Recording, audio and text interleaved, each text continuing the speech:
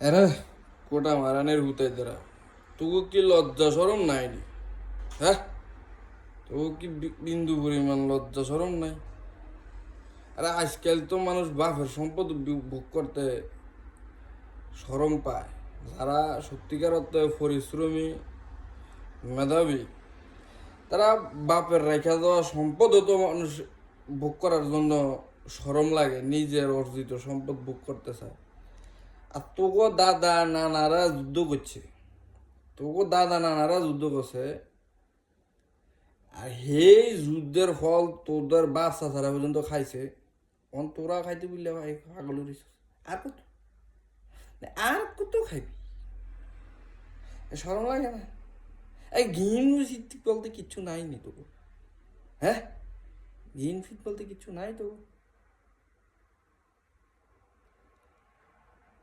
এক সাথা দেখলাম আরেক সাথার লোকে কাজিয়া করতেছে। তার বাবা মুক্তিযোদ্ধা আসছিল।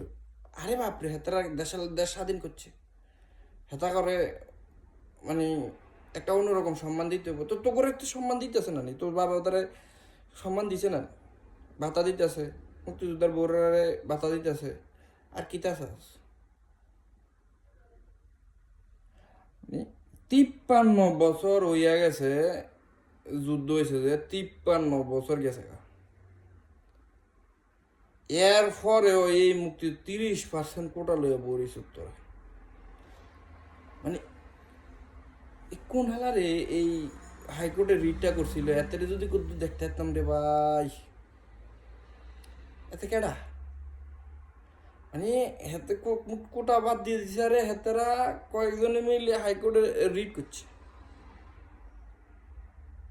হাইকোর্টে রিট করছে, হেতারা মুক্তিযোদ্ধার সন্তান, হেতারা কোটা বাদ দিল গিল্লা, হেতারা কোটা থাকতো।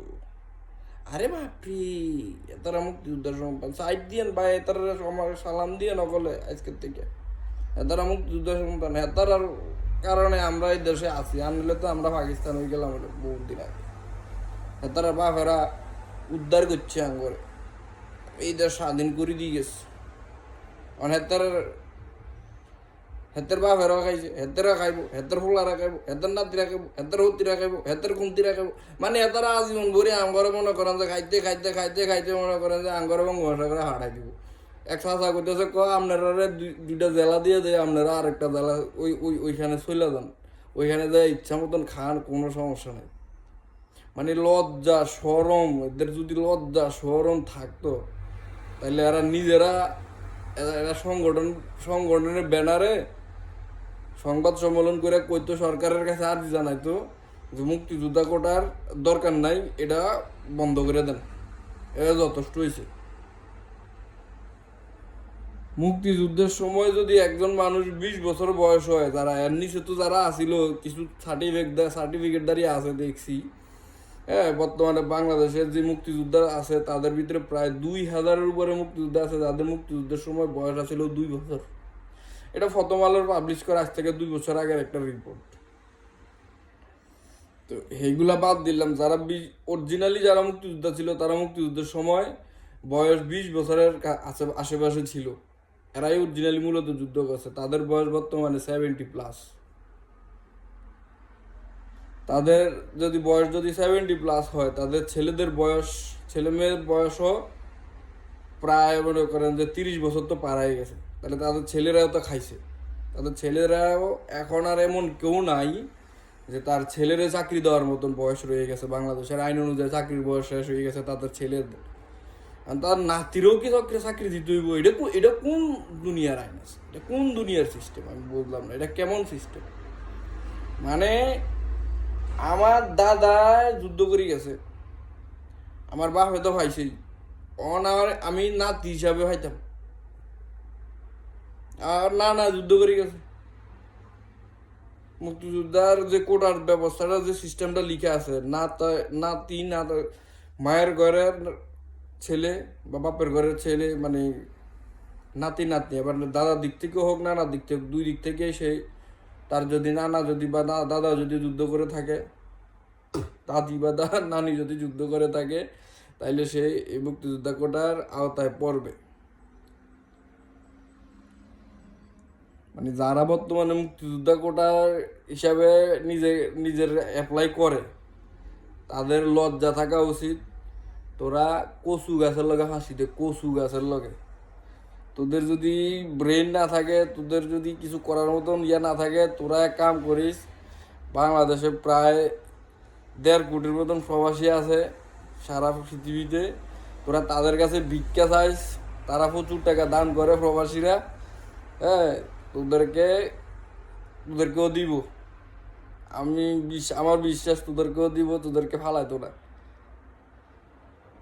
আর এই দেশ বর্তমানে টিকে আছে প্রবাসীদের রেমিটেন্সের কারণে। প্রবাসীদের অর্থনীতির চাকা যেভাবে প্রবাসীরা ধরে রাখছে, এই দেশ, এই সরকার যে এই লুতুম লুতুম লুতুম লুতুম করতেছে না, এই সরকার অর্থনীতি মূলত এই টাকা সব আসে হচ্ছে মূলত এই প্রবাসীদের টাকা। এই যে কয়দিন বাদে বাদে ঋণের কিস্তিগুলো দিতেছে, এই টাকাগুলো আসে করতে থেকে।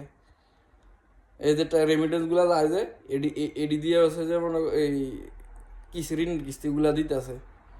তো কোটা রাখলে প্রবাসীদের ফলানোর জন্য কোটা রাখ। 53 বছর আগে স্বাধীনতা মারানের হুতাইতেরা স্বাধীনতা করাইছস, হেতাগো লাগে কোটা রান মারাইতে আর এখন যে দেশ বাঁচায় রাখছে যারা, হেতাগো ফলানো লাগে কোটা রান মারাও না কেন? হেতাগো ফলানো লাগে কোটা রাখো। প্রত্যেকটা প্রবাসীর পোলাপানের জন্য কোটার ব্যবস্থা রাখতে হবে ইউনিভার্সিটিগুলোতে, যে প্রত্যেক প্রবাসী ছেলেরা যাতে ভালোভাবে সে পড়ালেখা করতে পারে, শিক্ষিত হতে পারে। প্রত্যেকটা পাবলিক ইউনিভার্সিটিতে প্রবাসী ছেলেদের জন্য কোটা রাখতে হবে, মেয়েদের জন্য কোটা রাখতে হবে। কোটা মারানের হুতাইতেরা কোটা যদি রাখতে হয় তাহলে প্রবাসীদের জন্য কোটা রাখ। আর যদি লজ্জা শরম থাকে, হিসাব কামুদ্দি কোটারে আসসালামু আলাইকুম কর। আর যদি কোটা থাকতে হয় সর্বোচ্চ 10% কোটা থাকতে পারে। কিভাবে? মুক্তিযুদ্ধ কোটা টোটাল বাদ, এটার কোনো দরকার নাই, হিসা দিয়ে ফিটের এটার কোয়াল। মুক্তিযুদ্ধ কোটা টোটাল বাদ। নারী কোটা থাকবে 2% বা 3%। যেগুলো অনগ্রসর জেলা আছে, কিছু কিছু জেলা এখনো বিভিন্ন সময় এটা পরিবর্তন হবে। বিভিন্ন সময় জেলাগুলার এইবার এই সার্কুলারে অমুক জেলা, ওই সার্কুলারে অমুক জেলা, ওই সার্কুলারে অমুক জেলা, বা হচ্ছে প্রত্যেক বিভিন্ন চাকরিতে ওই জেলাভিত্তিক কিছু নিয়োগ হয়। তো ওই সমস্ত জেলাগুলোকে ওইভাবে কোটা সিস্টেমে করা হবে 2% বা 3%। তারপরে হচ্ছে ক্ষুদ্র নৃগোষ্ঠী যারা উপজাতি আছে তাদেরকে মেইন স্রোতের সাথে নিয়ে আসতে হবে, এটা দরকার আছে। উপজাতি কোটা থাকবে 1% বা 2%। আর হচ্ছে প্রতিবন্ধী কোটা, এটা অবশ্যই দরকার আছে। প্রতিবন্ধী কোটা থাকবে 2% বা 1%। আর প্রবাসী কোটা রাখতে হবে। চাকরিতে না থাকা অন্তত পক্ষে প্রবাসী কোটা থাকতে হবে ইউনিভার্সিটিগুলোতে। প্রত্যেকটা পাবলিক ইউনিভার্সিটিতে মিনিমাম 5% প্রবাসী কোটা রাখতে হবে, যে প্রবাসী ছেলে মেয়েদেরকে ভর্তি করতে হবে ওই কোটার আন্ডারে। আর চাকরির ক্ষেত্রে সর্বোচ্চ 10% কোটা, এর বাইরে কোনো কোটা নাই, এর বাইরে কোনো কোটা থাকতে পারবে না। আর মুক্তিযোদ্ধার নামে কোনো কোটাই থাকতে পারবে না। মুক্তিযোদ্ধারকে ওই 2টা জ্বালা দিয়ে দেন, ভাই আপনারা উদ্ধার করেন, আপনারা বাঁচান, মুক্তিযোদ্ধারের 2টা জ্বালা দিয়ে দেন, হেতার অনেক সোনা দিয়া রুফা দিয়া মোরাইয়া, বুঝছেন, কোলোলিয়া হইতে থাকেন আপনারা, আমরা কোনো অসুবিধা নাই। তো এই অদায়িত্বা সিস্টেম এটা বাদ দেন, আমরা মুক্তি দেন, আমরা বাঁচতে চাই। হ্যাঁ, আমরা আর করেন না। আমরা মনে করেন যে সবাই প্রেগনেন্ট হয়ে গেছি, এই দেশ প্রেগনেন্ট হয়ে গেছে। এমনি মনে করেন যে আবিদ আলী চাচাদের যন্ত্রণায়, হ্যাঁ, একবারে মনে করেন যে দেশ প্রেগনেন্ট হয়ে গেছে। আর এই কোটার যন্ত্রণা আর দিয়েন না। আজকে 2 সপ্তাহ ধরে সারা দেশে পোলাপান আন্দোলন করতেছে। 2018 সালে এই আন্দোলন শুরু হয়েছে, মাঝখানে বন্ধ আছিল, এখন আবার মনে করেন যে লেঞ্জা লাগাইছেন। হ্যাঁ, আবার লেঞ্জা লাগাইছেন। বাংলাদেশের আমি চিন্তা করতেছি, বাংলাদেশের আদালতের কত বড় ইতিহার হয়ে গেছে। ওরে বাপরে, আদালত, স্বাধীন আদালত হয়ে গেছে। আদালত রায় দিয়ে দিয়েছে সরকারের বিরুদ্ধে। হ্যাঁ, গোমর কোন থেকে লড়তাছে, গোমর কোন থেকে ঘুরতেছে, এটি আমরা সবাই বুঝি, সবাই জানে। হ্যাঁ, আল্লাহর দয়া লাগে, আল্লাহর রাস্তা মাফ করে দেন, এই দেশের পোলাপানরে মাফ করে দেন, এই বালছল ক্ষমা দেন।